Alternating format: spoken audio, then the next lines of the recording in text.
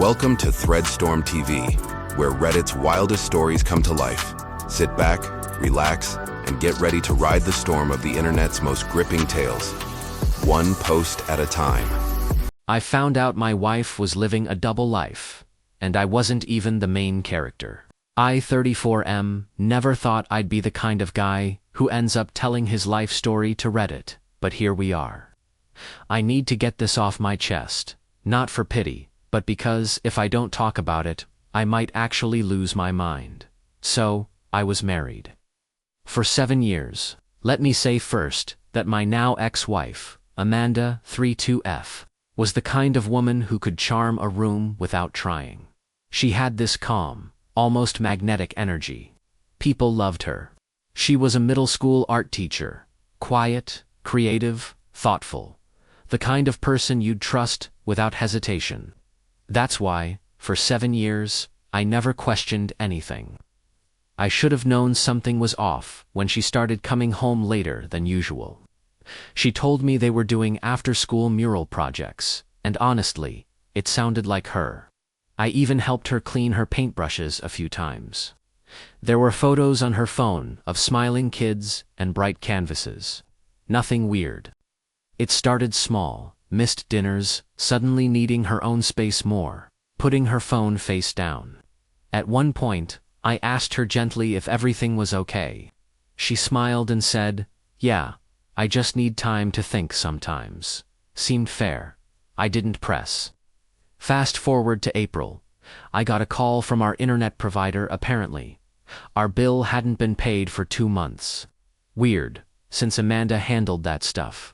When I logged in to check, I found an account I didn't recognize. It was listed under our address. Same street, same building, different unit. I live in a duplex. Our unit is 2A. The bill also listed a 2B. I thought maybe it was a neighbor, so I walked around the side of the house. Unit 2B had our other car parked out front. Amanda's old Civic. I felt my stomach twist. I knocked on the door. A guy opened it. Early 40s. Tattoos, looked like a mechanic, or maybe a carpenter. Stared at me like I was the intruder. "Can I help you?" I just said. "Is Amanda here?" He paused. "Amanda, my girlfriend." I actually laughed out of disbelief more than anything. I said, "You must be mistaken. Amanda is my wife." He blinked, then stepped back and called her name. I stood there, heart pounding, while she walked into view. Holding a mug of coffee like this was just another Saturday morning. The look on her face when she saw me, I will never forget it. She said nothing for a full 5 seconds. Then she whispered, "I can explain." Spoiler, she couldn't.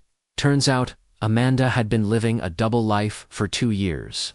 She had somehow managed to keep 2 households, 2 relationships, and 2 entire identities going at the same time. She told him her name was Mandy. To me, she was Amanda. She taught at one school during the week, and told both of us she was going to professional development conferences on weekends. That's when she'd flip houses. She was with me Monday to Thursday, with him Friday to Sunday. Sometimes she'd switch it up. She had a system. The guy, let's call him Jake, had no idea, either. When I showed him our wedding photo, he just sat down like someone had knocked the air out of his chest. He said, "She told me she'd been divorced for 5 years." We both just stared at each other for a while.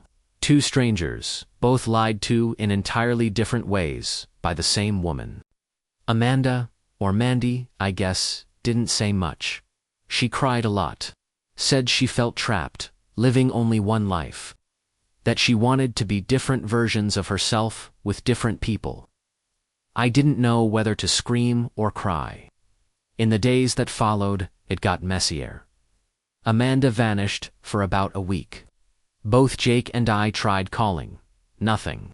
Finally, she sent a group text. Yes, a group text saying she was going to figure out who she really was, and that she was sorry for hurting us. She didn't pick me, or him. She just left. It's been for months. I filed for divorce immediately. Jake and I actually talk sometimes. Not close friends, but there's a weird bond there now. He told me he found one of her journals before she left. Apparently, she kept detailed notes on how to compartmentalize. She treated her double life like an art project. There's a line he read to me that still messes with my head. I'm not deceiving them. I'm curating two truths. Curating, like we were exhibits. Anyway, I'm living alone now. The house feels quiet, but not in a bad way. I got rid of all the furniture she picked, bought a new bed, donated every painting she made. Sometimes, I wonder if she's out there doing the same thing to someone else. Other times, I don't think about her at all. I'm not sure which version of me she remembers, but I'm finally getting to know the real one. Me. Thanks for watching Threadstorm TV, where the internet never runs out of stories. If you enjoyed the ride, hit that like button, subscribe, and join the storm in the comments below.